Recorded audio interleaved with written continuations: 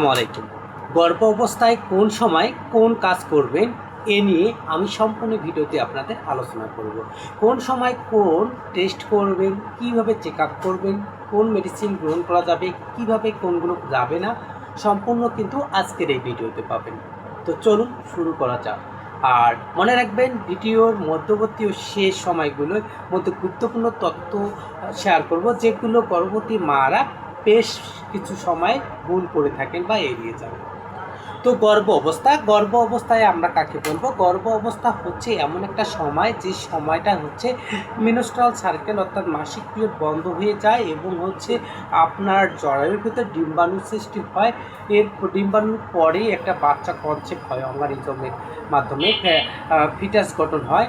এই যে মেনস্ট্রাল বন্ধর পর থেকে এটা 10 মাস সার্কেল চলে।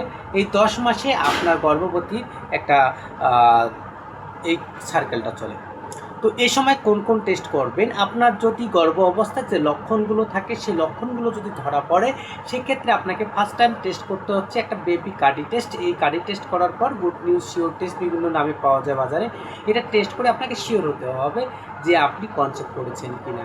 তো কনসেপ্ট করার ক্ষেত্রে আপনি প্রাথমিকভাবে কিছু লক্ষণ বুঝতে পারবেন। সেই লক্ষণগুলো হচ্ছে আপনার অনেক ক্ষেত্রে বমি বমি ভাব হবে, ক্লান্ত বোধ হবে, আপনার অনেক ক্ষেত্রে বমি হয়ে যাবে, জ্বর জ্বর ভাব হবে, প্রস্রাব ইনফেকশনের লক্ষণ থাকবে, অনেকের সাদা স্রাব এসে যায়, এগুলো একটা লক্ষণ থেকে যায়। তো অনেকের মেনস্ট্রাল সবচেয়ে বড় হচ্ছে লক্ষণ, মেনস্ট্রাল বা মাসিক এটা কিন্তু বন্ধ হয়ে যায়। এই মাসিক যদি বন্ধ হয়ে যায়, সেক্ষেত্রে আপনার ধরে নেবেন আপনি গর্ভবতী। তো সেকেন্ড টাইম আপনার হচ্ছে আপনি প্রথম মাসে যখন গর্ভ চেক করলেন, সেকেন্ড টাইম আপনি মনে রাখতে হবে যত কম পরিমাণে ওষুধ খাবেন তত ভালো। তবে মনে রাখবেন, একজন চিকিৎসক অর্থাৎ হচ্ছে গর্ভবতী যারা চিকিৎসা দেয়, দক্ষ ও গাইনি বিশেষজ্ঞ, তাদের কাছে পরামর্শ নিয়ে ওষুধ গ্রহণ করা সবচেয়ে বেটার।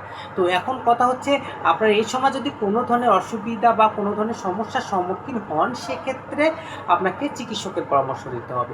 যেমন অতিরিক্ত বমি হলে, আপনার খুব ক্লান্ত বোধ হলে, কোনো কিছু খেতে না পারলে, সেক্ষেত্রে চিকিৎসকের পরামর্শ নিতে হবে, বাধ্যতামূলক।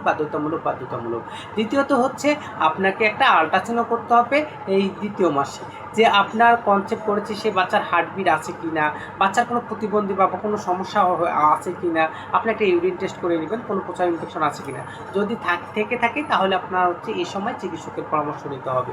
এটা কিন্তু আপনার লেটে করলে বা দেরিতে করলে হবে না, বিকজ এটা এই কেসটা কিন্তু আপনার হচ্ছে পরবর্তী সারা জীবন যতদিন বেঁচে থাকবেন আপনার সন্তানের, ততদিন এই কেসটা ঢুকতে হবে।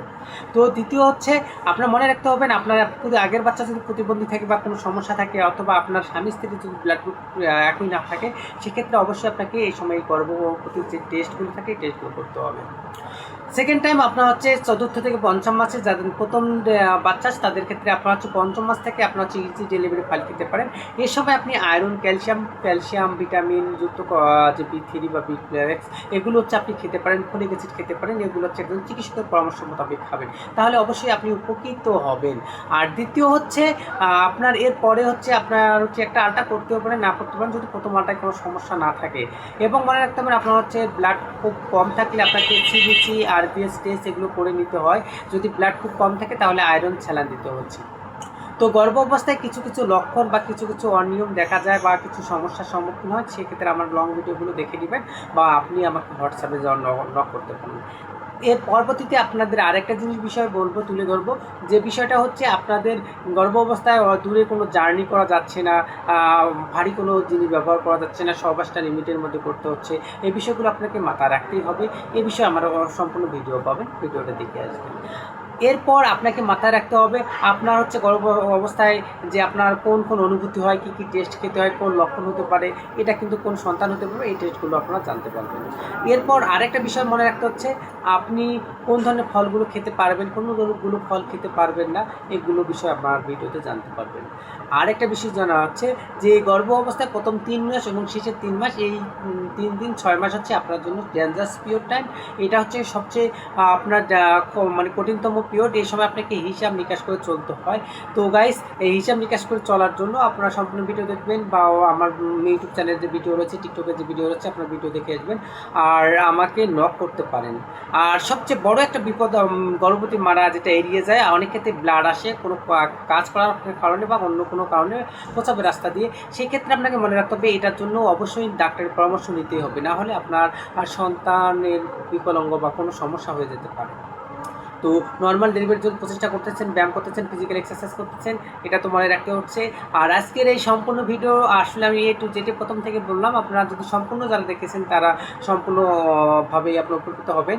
আর হচ্ছে আপনার চেক আপ বলতে আপনার হচ্ছে ওজন কতটুকু রয়েছে, ব্লাডের পরিমাণ কতটুকু রয়েছে, প্রেশার কতটুকু রয়েছে, ডায়াবেটিস আছে কিনা, এইগুলো চেক আপে আপনার মূলত করতে হয়। আপনার ওজন গ্রোথ হচ্ছে কিনা, বাচ্চার ওজন গ্রোথ কী হচ্ছে কিনা, এগুলো আসলে চেক আপ আমরা করি নিয়মিত, এইগুলির স্বাস্থ্য পরীক্ষা করি। পায়ে পানি আসতেছে কিনা, এইগুলো বিষয় নিয়ে আমি প্রত্যেকটা আলাদা আলাদা ভিডিও তুলে ধরবো। আর হচ্ছে আপনার যখন পেইন উঠবে সেক্ষেত্রে হচ্ছে পেইনের ক্ষেত্রে 2 থেকে 3 দিন অনেক ক্ষেত্রে থাকে প্রথম বাচ্চার ক্ষেত্রে। তো সেক্ষেত্রে আপনি হচ্ছে পেইনের জন্য আপনি এলজিন খেতে পারেন, অথবা টাইমিনিয়াম যারা মিথাইল সালফেট খেতে পারেন। এবং হচ্ছে আপনি একজন বলবো যে সরকারি মেডিকেল অথবা ক্লিনিকে যাবেন, বাসায় চেষ্টা করবেন না। আধুনিক যুগে আধুনিক নিয়ম মানতেই হবে। তো আমার ভিডিওটা আপনাদের কাদের কাদের ভালো লাগলো আপনারা কমেন্টে জানাতে পারেন। আর সবাইকে আমার ধন্যবাদ দিয়ে শেষ করছি। আসসালামু আলাইকুম। আমি কথা বলছি Mohammad Matiur Rahman, lab technologist, PHC honours প্রাণীবিদ্যা। আর আমি আসলে একজন ফার্মাসিস্টও কাজ করি। আপনাদের সবসময় নিয়োজিত আছি স্বাস্থ্য সেবায়, অনলাইন অফলাইন সব জায়গায়। খোদা হাফেজ। আর আমার সাথে যোগাযোগ করবেন ইমেল বা ফোন নম্বরে, কমেন্টে জানাবেন।